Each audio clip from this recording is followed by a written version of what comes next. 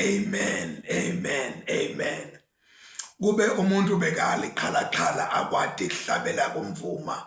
Bengawuthi nikhala ni qabanga ukuthi uhambo lunzima nokho akujalo ke ngempela konke kulungile wethembeke njalo nje akajabi sinamunye iqiniso lakhe lonke limina aphakade mani ningo mumoni qinile nilwene yesitha uso mandla wethu ulika we kasoza sishiye wethembeke njalo nje akajabi sinamunye iqiniso lakhe lonke limina aphakade. Ngihlushwa phimbo lami bazalwane kube ngiyakhona hayi ngabe ngidudule yonke. Let us pray. Nkosi uNkulunkulu simakathe wena wedwa lomdala wethu insuku sisondela phambi kwakho nakulesikhathi siyacela uNkulunkulu wethu namandla onke kuba usikhanyisele uphinde usende Nkosi sihambe ngokwethembeka kuwe sisese kulomhlaba ngaKristu Jesu Nkosi manje naphakade. Amen. Namhla enzambama bazalwane ngifuna sibuke kafushane incwadi ya Hosea. Sifundile eMahubo 135 safunda Hosea chapter 1 verse 1 through chapter 2 verse 1, and then safunda the gospel according to St. Matthew chapter 6 verses 19 to 24, but thina sizo concentrator lapha encwadini kaHosea. Sibona umprofeti nengwahla, the prophet and the prostitute. Umprofeti nengwahla, umprofeti nengwahla. Impilo nesikhathi semprofeti Hosea. Impilo nesikhathi semprofeti Hosea. Hosea ke beka ngumuntu angumuntu wesilisa. Hosea was a man and he was also a male. Ngoba to be a man could mean that it could be unisex, kwayisho ukuthi ingasho umuntu wesifazane okanye umuntu wesilisa. So he was a man and a male. Now Hosea lapha siyeva ukuthi live lasimakathe lefika. Lokho ukuthi Hosea beka ngumprofeti. Umprofeti live lasimakathe liyefika kuye. Endike lapha live lasimakathe lefika kwabita ukuthi selifikile kuye lisifike liqala lithola likhaya kuHosea libese liyendlula lendlulela phambili liyosebenza.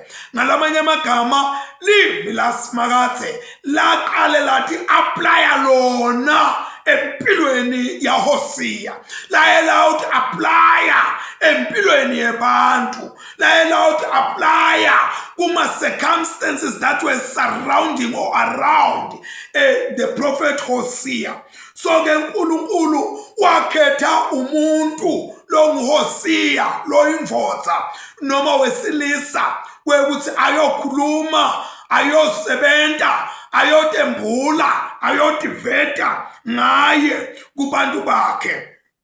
Lapha ke leli gama lelithi Hosea lisho insindiso, sindiso. Leli gama lelithi Hosea lisho insindiso, libuya kuligama kuma roots la ligujwa khona timpande zentalo lithi Hoshea means salvation. Njenga Joshua, Jesus, lawo magama lango asho insindiso, Hoshea.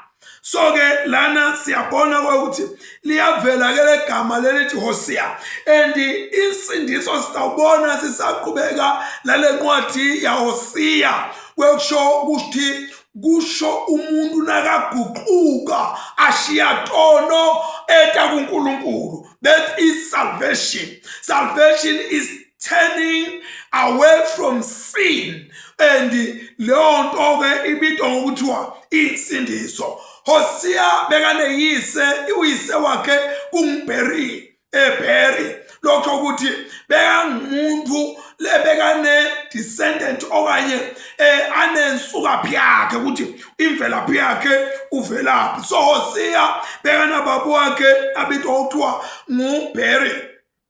Hosea bekane umfati wakhe abitwa ukuthi umgomere. Masifunda lapha ku chapter 1 verse 3 bekane mfati abitwa ukuthiwa ngugomere. And Hosea bekane madodana lamabili nendodzakazi inye. Masifunda lapha encwadini ya Hosea chapter 1 verse 4 na Hosea chapter 1 verse 6 na Hosea chapter 1 verse 9 kuyavela bantwana ba Hosea nemagama abo.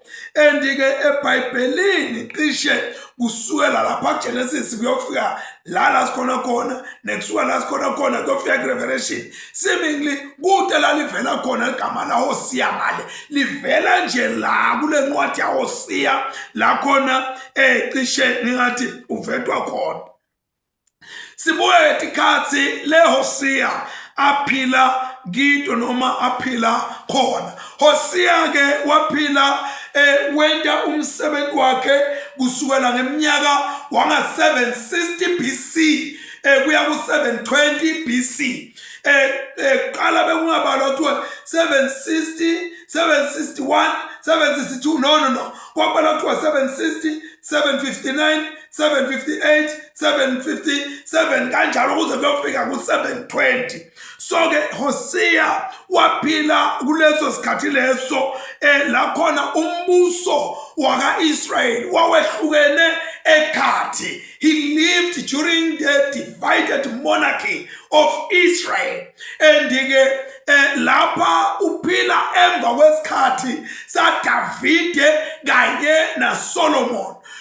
Lo mbuso wehlukana emva kwa Solomon. Davide kulesikhathi lesi mase sibuka isikhathi sa Hosea kusukela esikhathini sa Davide kwase kuphele iminyaka lengemakhulu lamabili. Kwase kuphele iminyaka lengemakhulu lamabili nesihlanu, 250 years.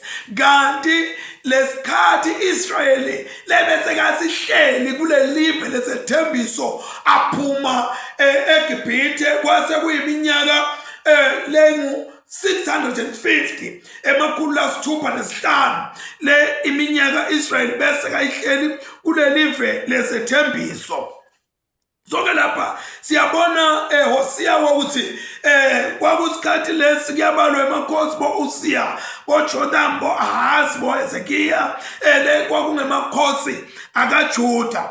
And iministry ya Hosea yayikakhulu to the northern a kingdom of Israel. The northern iningizimu nembuso waka Israel. Lokho siyabona ngoba kuphinda kuvetwe laphana kuHosea chapter 7 verse 5. Futhi siyabona lale dolobha le Hosea bekasebentela kakhulu kulo, bekulidolobha lelimataniswa kakhulu neSamaria. Kodwa nake siyabona ukuthi ezikubekiswa ngalawo makhosi lana lamanye ayavela ukuthi bekungemakhosi akaJuda labe laphayana enyakatho nembuso waka Israel.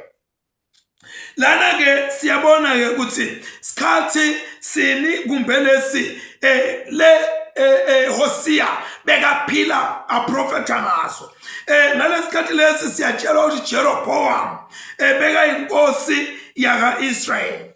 So ngesikhathi Hosea aqala kuprofeta waqala ngesikhathi senkosi Jeroboam wesibili.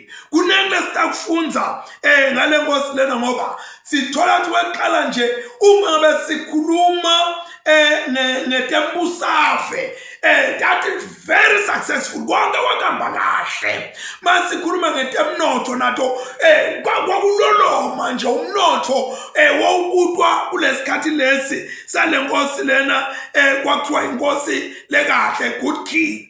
Uma ngabe sifunda ku 2 Kings chapter 14 verse 23 kuya verse 29 siyakuthola lokhu lengikhuluma ngako la ukuthi kuta kutembusave natemabhizinisi kanini whatever material things bethi hamba phambili kakhulu.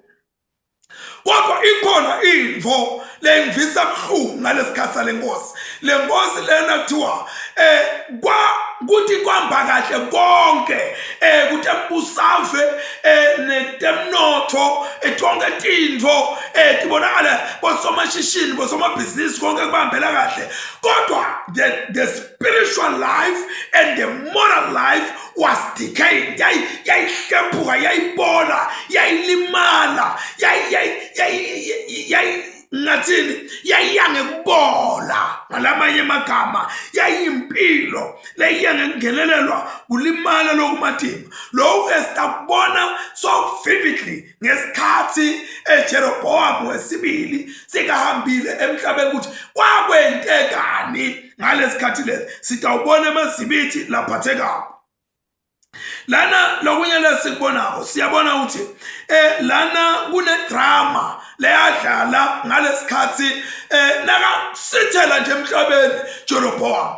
Waba nemakhosi lasithupha lalandzela masinyane akhomba tintfo letitsite kulesikhathi lesi. Emakhosi lamane kulamakhosi lasithupha agubuncelwa umbuso wawo wawuthathwa ngabondlovu yangena baphuma ngamafastela.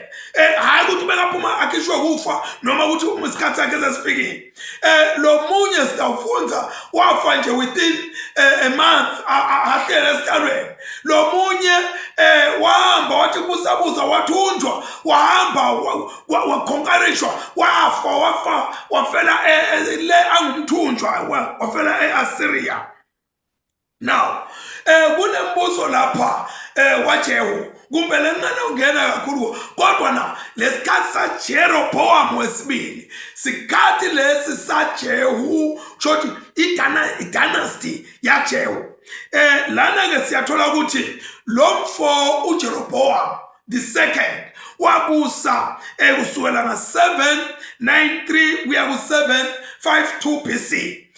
Sanchitwa ukuthi kubala kwabala kuyele kwangabalwa kuyele. So ke wabusa wase umbuso ubuyisa endodhaneni yakhe leyabusa le ndodana yakhe kusukela nga753 kuya ku752 lokwakuZakaraya. Yona ke yabulawa, was assassinated. And then kwathi emva kwakhe kwangena umbuso wesibili waShalom. Shalom wabusa inyanga yinye yena nga752 naye waba assassinated wabulawa. Kwalandela umbuso wesithathu. Lo mbuso wesithathu waManahem. Manahem wabusa nga752 kuya ku742 wase uniketela endodaneni yakhe esihlanu. Yathatha indodana yakhe le Pekaya wabusa kusukela nga742 kuya ku740 wagubuncelwa umbuso wakhe. Kwalandzela ke manje umbuso waPheka. Umbuso waPheka lo wabusa kusukela nga752 kuya ku732 wase uyabulawa ke yena waba assassinated. walandela umbuso number 5. Uyayibona lento lena yingoti phela lena. Umbuso number 5 ulowa umbuso waHoshea lo wabusa kusukela nga732 kuya ku722. Le yena wafa wafela ekuthunjweni. Now Hosea ke uqala iministry yakhe uyiqala la khona etembusave etikahle tiphaku kubonakala kukhuma temnotho tikhuma bantu bajabulile. Andike inkinga lekhona uma ngabe tembusave tihamba kahle, uma ngabe umnotho uhamba kahle, bantu bayamlibala uNkulunkulu, bantu abasiboni sidingo sekukhonza uNkulunkulu, bantu abayiboni indaba yokuya etinkonzweni. Uma ngabe eveni kungekho kuqhitheka kwengadi, uma ngabe basebenza bathenga amagrosa abo, balala endlini yabo letinama-aircon letinani bahlala kahle, bakuthi ngelisondo ngelanga lokukhonza uNkulunkulu bahambe bonaka tinto tabo. So sikhathi lesi Hosea la profeta ngaso la khona bantu tinto bethi bahambela kahle, kanti ngalesikhathi tinto tihamba kahle kwakuhlanyeleka inhlanyelo lempi ngesikhathi saJeroboam wesibili. Inhlanyelo yani? Inhlanyelo number 1, inhlanyelo ye-idolatry, yakukhonza Thixo, yayihlanyeleka leyo nhlanyelo yayitawumila masiyana. Number 2, ngalesikhathi saJeroboam kwakuhlanyeleka inhlanyelo yokubola kamoya, spiritually corruption.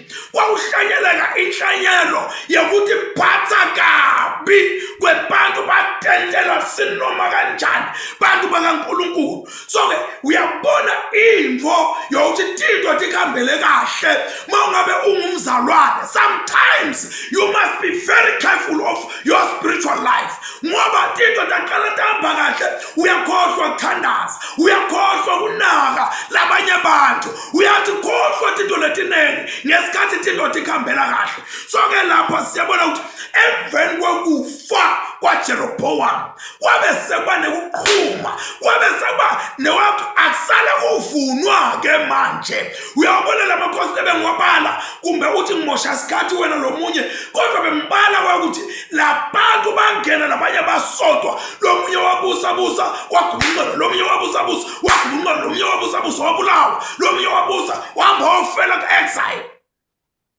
Uyabona inkinga lena yokuthi bantu tinto nathi bahambela kahle bamkhohlwe uNkulunkulu. Ngalokusebaleni ke noma ngalokuqaqabo lokuvethwabo lapha sibona Jeroboam weqala nguye lo wabusa lo divided Israel. Udividwa yini ye-Israel? Israel udividwa kwekuthi uNkulunkulu bekakushito lokho, kodwa na akushito uNkulunkulu wase uyakwenda Rehoboam lebekade ayindvodzana ya Solomon.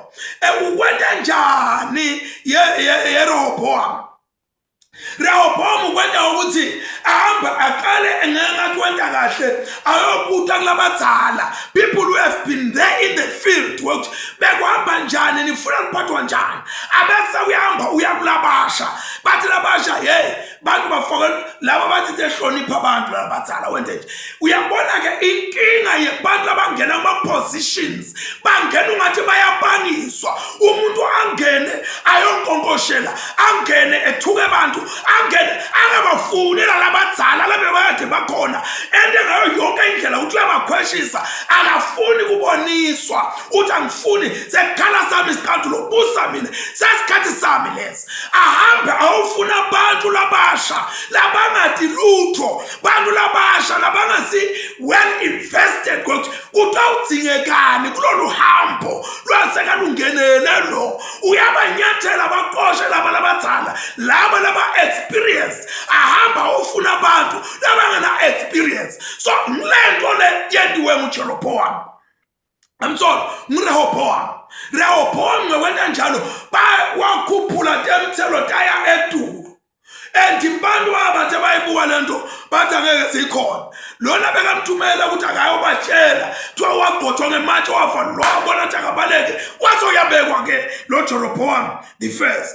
So wafa Jeroboam the first ufa ubusa lapha ya lo mbuso wase northern waseninzini kungena Jeroboam the second nakangena wahamba kuleti nyathelo letimbi deyise walandela footsteps ayise lebekade amabi lapha sasibona kungethembeki kwaIsrael nesethembiso sekuthi uNkulunkulu utambuyisa the unfaithful Israel and the restoration and the promise to restore Israel ngoba uNkulunkulu noma singenta kanjani uyasifuna uNkulunkulu sibuyelene naye akafanani nendvodza lethi nangabe ehlukana nemfati ithi hey hamba la imbhalele incwadi ethi divorce sengaphindi ngibona umnqontwana wakho la uNkulunkulu akasinjalo kuthi noma kubuhlungu njalo kodwa athi buya mntwana buyela ekhaya sikulinzile. Now lana sibona uNkulunkulu ukhokha umyalo unika Hosea ukuthi hamba uyothatha umfati loyingwahla, go and marry a prostitute. Kusho uNkulunkulu uthi hamba uthathe umfati loyingwahla. Excuse me.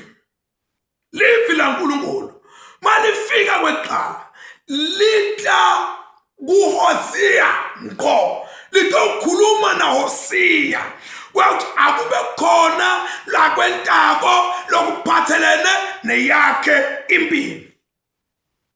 Uyabona uNkulunkulu nakatokusebenzisa unoma nakatofuna uyokwenda umsebenzi wakhe etifeni kulesisikhathi uqale akunike itest, uqale akunike training, uqale akuranishe through letindvo loyobhekana nato, letindvo letithi ngqinamba tiqale tigijime lapho yakho impilo.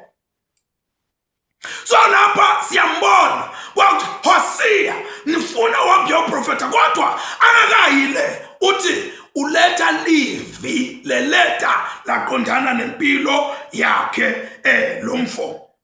Hosea ke lapha kumbe bengakujabulela naye ukuthi lelivi leli liye kulomunye umuntu atobe siyafakaza Hosea uthi hayibo vele kushitho uNkulunkulu ningamsoli kodwa uNkulunkulu waqonda kuye ngqo. Ngubani otofakazela Hosea wathi kushitho uNkulunkulu? Ngubani? Uyabona kulesiya isikhathi uNkulunkulu makenta tinto takhe kuwe utenta kulesiya isikhathi kube bethe nereference ku-Old Testament ku-New Testament kuba prophet kube iqala kuvela nje kuqale ngawe kugibele ethi kwenhloko yakho. So ke lana uthi uNkulunkulu Hosea naku lemfuna uthi ukwende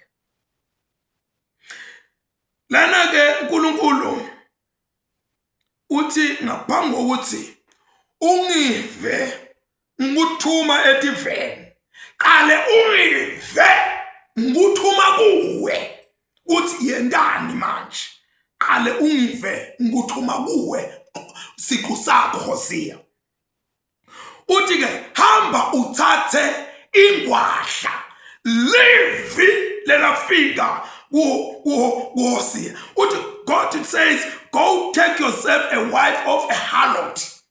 Hamba uyofuna umfati lothengisako noma umfati logwadlako. Lelivi leli lalingesilula uHosea uthi akahambe ayoshada nengwahla. Wonke umuntu lothi ubithwa uNkulunkulu uyafuna ukuthi umndeni wakhe ube ngumndeni lona phethi letsite leta usho ukuthi ngibithwa uNkulunkulu. Umfati wakhe kuthiwa umkhokheli wenta njani esontweni ulead ama-prayer intercessions, wenta ama-Bible study, uyakhansela abantu, wentani vele lempilo isho ukuthi ngimake mkhokhe uthi uNkulunkulu hamba uthathe ingwahla. Akhona amavesi lakathi kufuna ukuthi umuntu lo ngimholi aphile nayimpilo naye akabheke ukuthi umfati wemfundisi atholakale athengisa ngimahosha endaloka naloka uthi uNkulunkulu hamba thathe ingwahla. Watshelwa ke Hosea mfati wakho wena ingwahla leni kungoba live bantu bami, they have committed a great harlot. Bantu bami bende bugwadla lobubi bangishiya mina eNkulunkulu lengindvodza yabo bahamba botifunela letinye tinto. Uyabona ke ngalomyalo lona uNkulunkulu lawuletha kuHosiya ubuyisa lesithombe lesingafuni ukhwesha kalula engqondweni lesipendwa iOld Testament noma yini sivumelana nesidala the Old Testament. Lapho uNkulunkulu avela angumyeni ayindvodza ya Israel. Sithombe lesivelayo. Kodwa nakulesithombe lesivelako kuyavela nokuthi lo Israel lona beka neshisakelo yokuthi ahambe ayotifunela letinye tinto, ayofuna tithixo, ayofuna lokho nalokho. Uyabona kufanane lokhu nokuthi ushadile nemfati.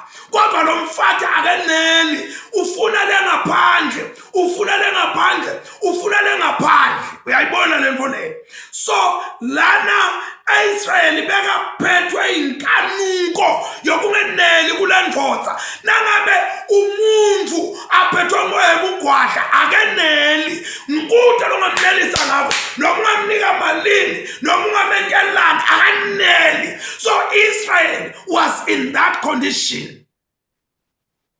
And the condition ya Israel yayimbi, it was a chronic disease lengelapheki, sifole singelapheki. Kuthi umuntu lo lapha kugwadla kulomunye umuntu ngisho nemzakha welaphi nenkantola yelaphi nani, ngoba lo muntu lento ilakuye noma ungamentelani ukwakhela inkulumo letingekho kuthi le ndvodza le nje, le ndvodza inelulaka, le ndvodza iyashayana, le ndvodza iyancishana, le ndvodza ibukana kabi, le uphethwe umoya webugwadla ngeke uzumlamuli. So lapha siyambona kwekuthi lo mama Gomeri lona bekaphethwe umoya webugwadla. Umoya webugwadla uhambisana ne-unfaithfulness.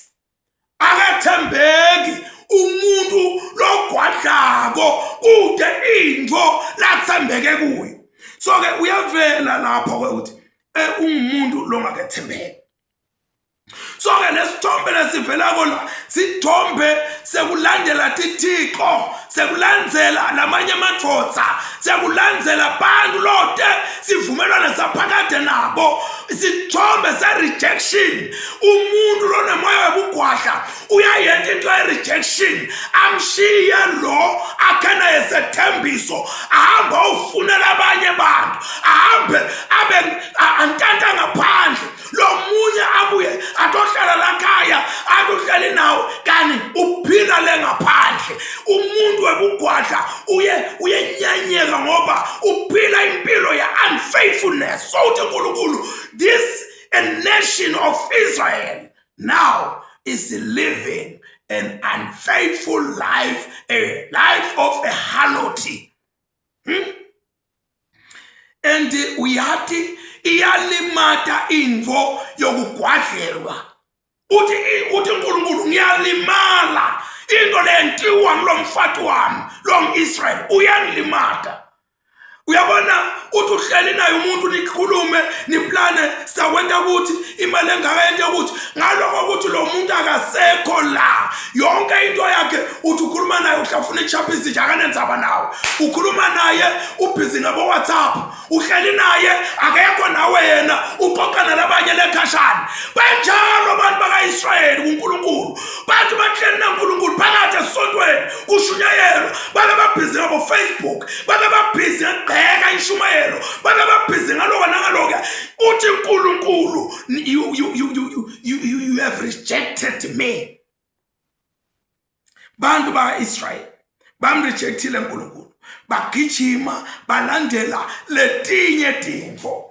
Kukangaki bazalwane, kulukhuni namuhla sikhuluma ngema-divorce, sikhuluma ngabo abuse, sikhuluma ngabo, but into yinye nje kungethembeke. Kumkhanza lolo naye angasi enough. emadoda akhande le ashadela umfati angasi enough. Kodwa namuhla nginokhuluma ngamadoda ngoba uNkulunkulu is a man, is the husband. I'm talking about umakoti wa Kristu. Lapha lokuvela njengeIsrael lo waNkulunkulu. So uthi uNkulunkulu ngalamanye amagama nakathi Hosea, go and take a harlot, go and take this woman. Uthi ngifuna utokuva buhlungu lengibuvako. Ngiva buhlungu mina lobukhulu bekugwadlelwa ngoba ngisathi ntakwenda njani. Ngitamnikani enele. Endike lobuhlungu lobuviwa nguNkulunkulu nakagwadlelwa ngithi. Akufanana lobuhlungu lobuviwa ngithi nasigwadlelwa abafati bethu.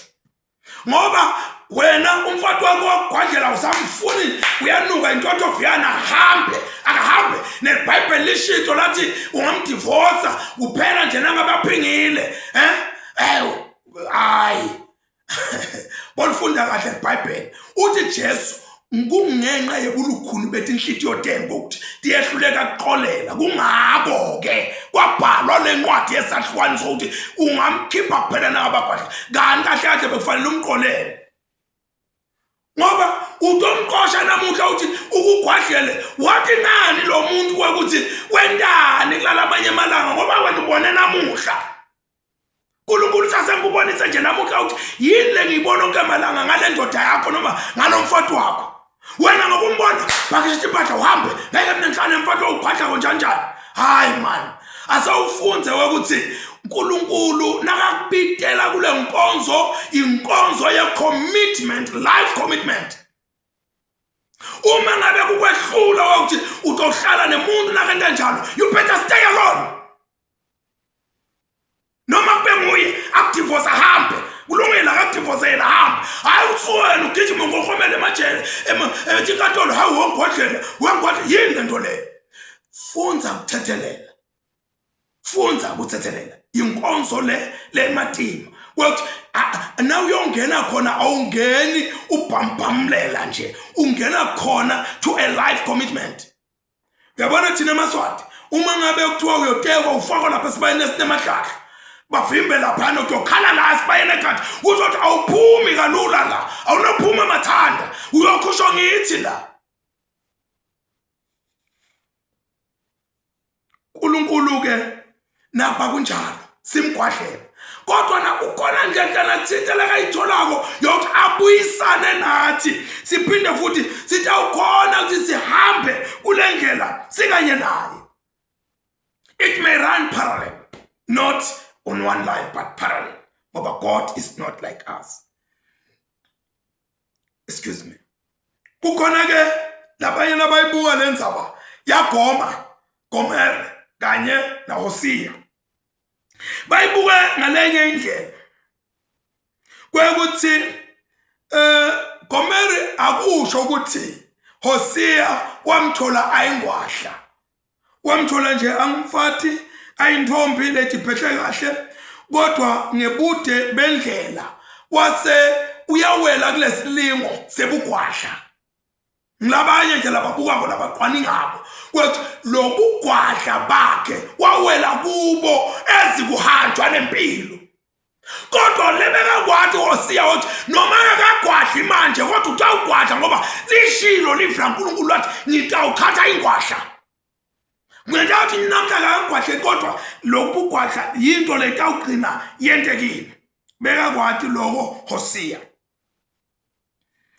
So ngenteka lokho kube liqiniso kodwa nale iBhayibheli alikakusho lokho. Kodwa labaqwani ngako lababukako but kuyenteka umuntu angene emshadweni angasingwahla abesoguquka lakhathi zoba ngiyo. Hosea nemshado wakhe. Simbona uTotala indodana yeqala kulomshado. uTotala indodana yeqala. Now waya ke lapha Gomere njengekusho kwaNkulunkulu enti siyakholwa ukuthi komere nanaye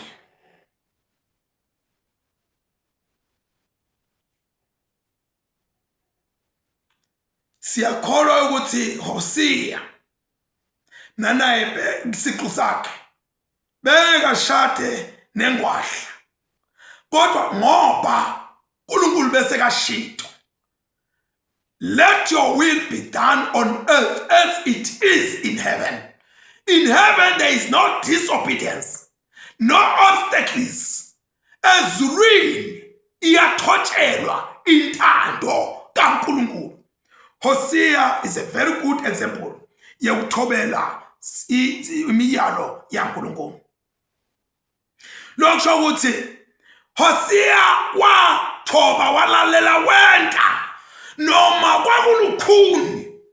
Sometimes izinto kaNkulunkulu asitendi kumnanzi, sitenda kulukhuni kodwa ngoba yena ashilo ngezwi lingephuthe sithi khanze senda akusilula kuyokwenda intando yaNkulunkulu.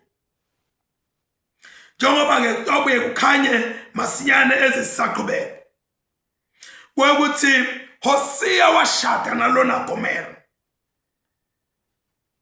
and nakashada naye athi uNkulunkulu hamba ushade nemfati lo ingwahla umthatha lapha yana uyathengisa amathi titalati takhona ukuthi bebathengisa kuphi noma bebagwanda kuphi uya kuyomthatha khona umthatha uyingwahla uyathengisa Gomera kazange wayekela ngoba sakashadile kusengiyayeka gwahla waqhubeka ukuthi umthatha ngwahla ngiyaqhubeka ngwahla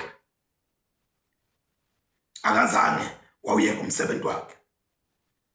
Akusho ukuthi Hosea kumpela according to the scripture wamthatha aright wase uyawa. Le Bible lithi wamthatha ayingwahla lapha ya la bekagwadla khona waqhubeka nemsebenzi wakhe. Lolu thando nebumnene bakhe Hosea abuzange buze bumguqule Gomera kwekuthi ayekele bugwadla. Lokho ukuthi umuntu naka ingwahla noma ungamthanza ube mnene kangakanani uyobe soloka ingwahla nje angeke buyeke bugwadla ayazi ukuthi uyamthanda umthanda kwakho kuguquka kube nonsense kwakho uphiya kumnakashela nje uphiya kulandzelana nami nasisigwadi nasi noma ungaba mnene kangakanani ingwahla yohlala ingwahla. Uthi ke lapha hamba uyithatha uyayithanda uyendela konke kodwa ingwahla iyaqhubeka iba ingwahla. Lana ke siyabona ukuthi lesono nalokuthi nikela kwakhe kwamenda wahlala ayingwahla njengekusho kwelivi laNkulunkulu nalithi hamba uthathe ingwahla. Labanye ke bayakubuka ukuthi ekwambeni nasekuphileni buve nje noma imvelaphi yethu iyasiniketa tinto leti kanjalo nje ukuthi impilo ihamba iqonde somewhere. Uyabona ke kukhona labaletha another view lengithandayo ukuthi nabashadayo labazalwane labo bobabili bakha kwaba netivumelwano kwaba netifungo labatakha wathi ukuhle kukubi sinjikile simpofu gula uphilile ungowami size sahlukaniswe kufa wafunga Gomera afunga kulomshado na Hosea wafunga kulomshado kuthi sitawuthandana size sehlukaniswe kufa.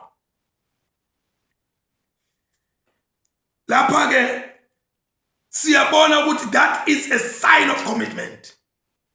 Masingaka sibuta ukuthi divorce namhla mangakhe bangabantu abashada ngobayehlukana bashada labantu abangatakhi intifungo batakile wente njani manje kulukhona igcina tifungo kulukhona ihlala kuleti fungo leti sitawubona ukuthi yini leyenda kube khona kulukhona. Number 1 emva kwesikhashanyana emshadweni noma ngimuphi umshado bantu labashadile emva kwesikhashanyana kuyavela bulukhuni kuvetwe timo lapha emshadweni noma ngabe umshado la nishadeni ikhuluma khona ngetilimi nakathi funga nataka ngetilimi rakapapa yakhalamanda ya kusayinwe ngetilimi kodwa bulukhuni buyavela emshadweni. So bavela bulukhuni lapha emshadweni waGomere nemshadweni waHosea. Bathi nabuvela bulukhuni wakhumbula emuva umfati wathi mina bengiyiprostitute bengithengisa angeke ngikhona kuyiphila lempilo lena lese kufanele ngiphile namuhla. Wabuyela emuva njengaPeter wabuyela emuva wathi angeke ngikhona lokuphila ngikholwa nje ukuthi ngitawudlana intambama asengambe ngiyodweba ngoba ehlezi ngizoyibona inhlanzi ukuthi naye ngiyayidla intambama lokho ngizodla ngikholwa hayi ngeke ngize ngikhona. Khona isikhathi la khona kubita khona kubuyela emuva ngenxa yema difficult circumstances. Unabantu namhlanje babuyela emakhaya kubo, unabantu namhlanje baqosha abafati babo, unabantu babulala abafati babo, babulala amadoda abo. Yini kube netimo lethi belikhuni endleleni. Lesinye simo sebulukhuni kumbe Gomere lasithola kwakungilese kubhoreka nje boredom. Uyathi le ndvodza yavuka ekuseni yathandaza yentana yazuyama yabuya ntambama yabuya ikathele njalo ugcina uyabhoreka umfati kodwa na ngikuphila la ngikhona khona. Lesinye simo lesasingasamfikela Gomere simo seneglection ukuthi this man has neglected me. Uyamshiya nje ahambe abuye sekabuya ebusuku ahambe ngema weekend amathi ahambe inyanga yonke uyoshumela kuphi is a neglection. Lesinye simo lesasafika la Gomere simo sesidingo the needs. Bantu laba bomake banetidingo tabo labanye bayadinga that kind of ukuthi evathindwa nje akaglishwa nje umuntu wakhe kuba njani lona kekho weva nomfati anesidingo indvodza ayikho kumbamba imsondete thuthana. So injalo lento uyabona abantu nabashiya kholo bashiya uNkulunkulu babeka tizathu tetithixo kwathi bamshiyelana uNkulunkulu bathi yabhora lento yasesontweni lena. Hayi man yabhora.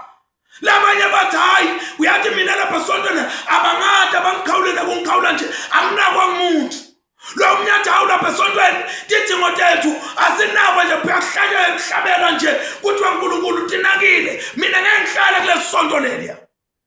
Tinengi tinto letenta abantu bashiye. Awushiyi uthathile wamukela Jesu uhamba naye kukuhle noma kukubi. Labanye ke bayaphikisa bathi hayi lento yokuthi uNkulunkulu wathi kuHosea hambe yothatha ingwadla ayikho lento. Bengeke uNkulunkulu ongqwele kangaka athi kumuntu wakhe akayothatha ingwadla ayangeke zeyenteke leyo nto leyo. Bantu labanye abakholelwa ukuthi uma ngabe ukholwa kufanele ubhekane netimo netimatime empilweni. Labanye abantu abakholwa ukuthi kufanele nekugula kuyakufikela nekuswela kuyakufikela nekuhlupheka nokufikela labanye kuyakufikela nawe uma ukholile. Abakholelwa lokho bathi sowuwila uthandaza awuzili. Uyabona ke uma ngabe usho njalo uyayiphikiza nenzaba yokuthi akwaJesu emhlabeni ukuthi osindisa abantu ngoba Jesu weta ngoba kunesono emhlabeni ukuthi osisindisa esonweni. Sono sethu sekubalekelana naNkulunkulu sekurejecta uNkulunkulu sekubona ukuthi tidingo tethu angeke sizitholakala sahamba sawufuna letinye izinto. Now sesiyathola ukuthi Gomere waqala umntwana weqala lamtala wametha ukuthi uJezreel. Negama leli linensho ukuthini ukuthi kusho ukuthini legama leli Jezreel. Lisho into letimbili. Kwaqala lisho ukuthi bantu bami bahlalu basikathathi balahlekile bale and lokhu kusho ngoba Israel kwafika isikhathi la khona wanqotshwa ngema-Assyrian amthatha wayoba waba scattered wasuka endaweni yakhe. Kwesibili igama leli Jezreel lisho ukuthi esigodi saseJezreel la khona Jehu wabulala khona abantwana ba-Ahabu abajuba waqoba waqeda laphayana wasothatha-ke lesihlalo sekatobeka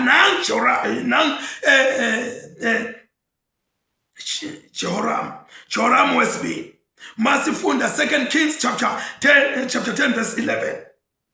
So uthi ke uNkulunkulu methe uthi nguJezreel ngoba bekaqonde uNkulunkulu wethu bantu babasikathathe noma masiyane batawuthunjwa bantu bami baqotshwa kodwa khona lokutawenteka masinyane. Uthi uNkulunkulu uphindisela ingadi leyaqithwa nguJehu. Uyabona noma ungayiqithi ingadi yabantu namuhla uyiqithe kungathiwa kodwa esikhathi la khona uNkulunkulu akawuphindisela khona yonke lemikhuba loyentile walimathatha impilo dalabanye abantu. Yabona ke kwakungesinto athi indzaba lethi mnanzi lokho ukuthi atoprofesaya Hosea lapha kule nkosi Jeroboam lebekwe uJehu atokhuluma ethe umntwana wakhe ukuthi nguJezreel ibese ikhuluma lento ngescattering ibese ikhuluma lento ngokuthi utawunqunya utawuphela lombuso wakhe uthi nya kwakungesikahle nangembala azange kwathatha isikhathi singakanani kwathi ngeminyaka wa 752 wasithela emhlabeni kwathatha indodana yakhe Zachariah. Le Zachariah naye wabusa only just 6 months naye wabulawa. Masifunda 2 Kings chapter 15 verse 18 2 Kings chapter 15 verse 8 to 10. And wabe kusho kuphela ke kwembuso waJehu ligama la Jezreel lagwaliseka ukuthi scattered and kuyaphela. Andike lana siyabona ukuthi indlu yaJehu nembuso wayo sewuphelile. Uprofetile Hosea kwekuthi they will be defeated, they will be destroyed. Live la uNkulunkulu leka likhuluma ngoNkulunkulu ungendeke kwendeka inyalo uhleke unhlihlitheke kodwa it will come to pass na kanjani. Mbuso lomkhulu wase-Assyria weda wathatha. Uma ufunda incwadi ya 2 Kings chapter 17 verse 20 kuya 23 uthi ke yephula bujoki bekumele into letimbili. Kwaqala kwakumele emandla kwakusymbolize emandla. Kwesibili kusho kuyi-instrument yekulwa timpi. Usho ukuthi uNkulunkulu seyephukile instrument yakho Israel yokulwa timpi. Futhi Israel lobujoki nabephuka kusho ukuthi amandla akho aphelile. Watala indvodzakati ke manje. Umdalela indvodzakati. Le ndvodzakati iyethiwa libitwa ukuthi nguLoruham. Loruham usho ukuthi good as how no mercy. Ngaso sonke isikhathi nakabitwa lo mntwana kuthiwa yalo Loruham kwasho no mercy. Kwakushaya kuHosea kushaya esifeni ukuthi sekude sawusiphelile. Isikhathi sekwehlulelwa isikhathi sekuthunjwa siyeda masinyane. Kodwa na ke indlu yakaJuda yona kwakhulunywa ukuthiwa itakwentelwa umusa noma adestroywa Israel wasenorth kodwa Israel wakaJuda yena utohlaselwa kodwa utakwentelwa umusa. Uyabona ke lana siyambona uNkulunkulu amphephisa lo Israel. Umphephisa lo Israel wakaJuda ngendlela lengakavami. Wangenelela uNkulunkulu mawufunda 2 Kings chapter 19 verse 35 kuthiwa ngebusuku bunye ingelosi inye yangenelela yabulala 185,000 yemasoja yawungena kule camp yakabani yama-Assyria kuthiwa Sankerib wahamba ajojobele wafika naye wabulawa le angilawungena ke ngoba sengingabe sengiyathuka uthi liqinisa lithi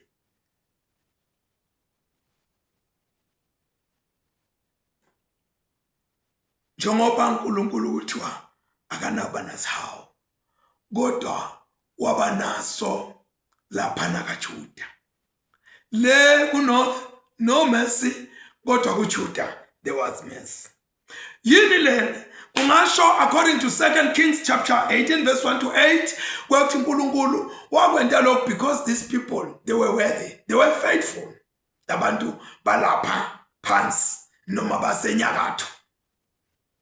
Kwesibili kungathi kwasho ukuthi kumbe kwakunalawo ma-credentials lawo kodwa sihawu nje sihawu bazalwane umuntu uyamhawukela noma ngabe soni futhi lento idependa la kulona lo wenda lokho ukuthi ufuna kwenta njani. It is not like a deserved lenience but nje kusuka la kulona lo wenda lesawuthi lona ngifuna ukumentela nje sawu lona ngiva ukuthi angimentele ngaphandle ukuthi kukhona la kwentene. Masifunda Romans chapter 9 verse 15 uyasitshela lo ukuthi angeke uthi umuntu ube unfair ngokuthi akakwentele sawu ulabuya ukuthi uyafuna kwentela noma cha.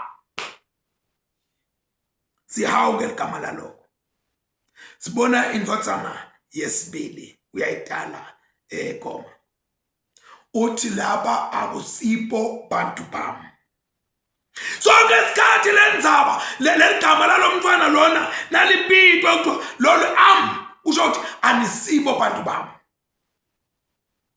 Uyabona uma ngabe Hosea apita lo mntwana kwakuthi heqe kunina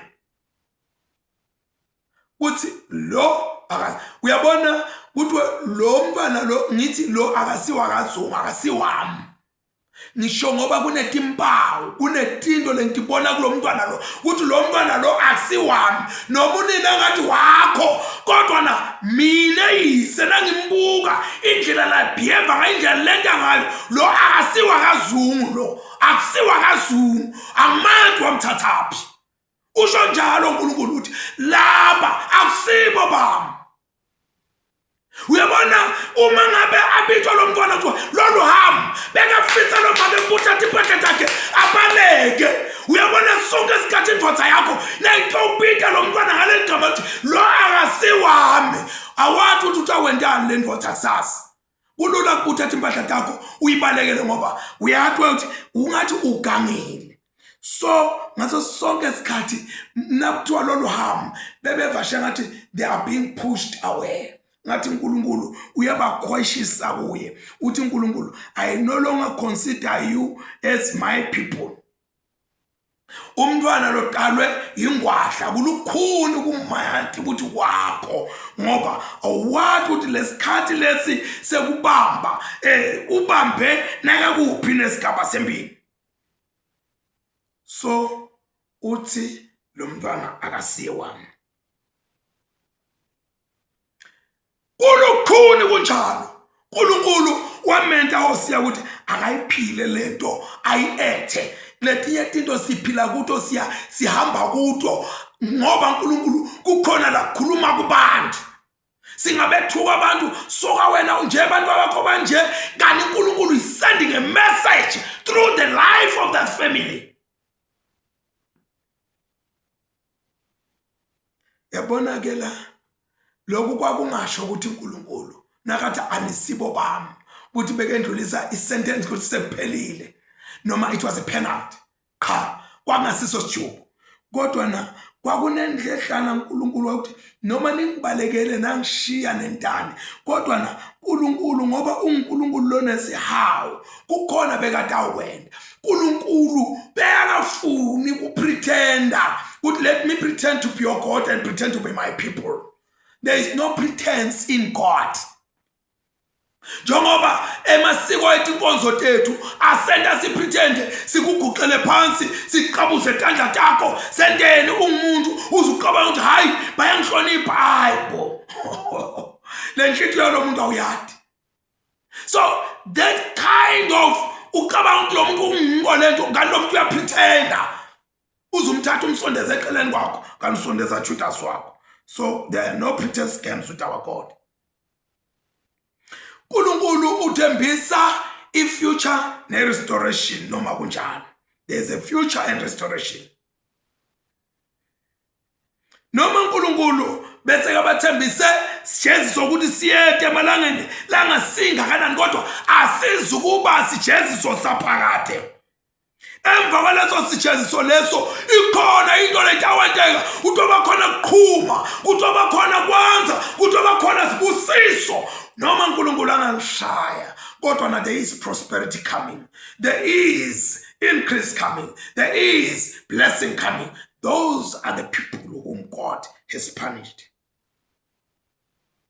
uNkulunkulu utakugqwalisa lokho ukuthi anisibo bantu bami kodwa emva kwaloko sekaqwalisile uNkulunkulu bantu bakhe baguqukela kuye beta kuye bathi sola uNkulunkulu utababita njengemadvodzana akhe batombona nabo anguNkulunkulu wabo.